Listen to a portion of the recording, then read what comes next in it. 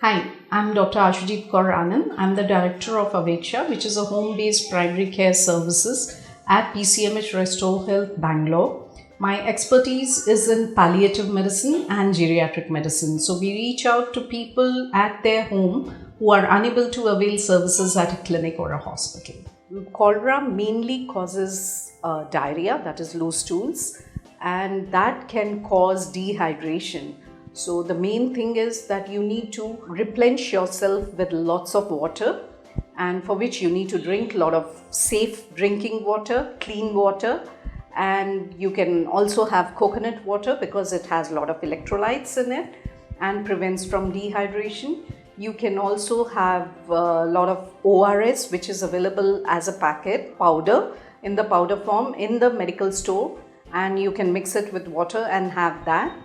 Or you can have some lemon juice made with little sugar and a pinch of salt, which also works like a oral rehydration solution. So basically you need to drink a lot of water.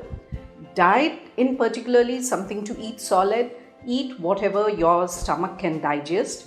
Usually it is preferred that you eat lighter, so maybe some rice with dal. Again, it has to be freshly cooked and well cooked, and so the rice has to be nicely cooked and should not be left half cooked, because that can cause little indigestion. Because in cholera what happens is, in any loose stools, any kind of loose stools, because of any infection, your lining of the intestine gets washed away.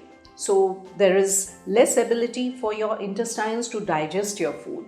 So have lighter food. You can have fruits, you can have soups. All these can be taken even if somebody has cholera.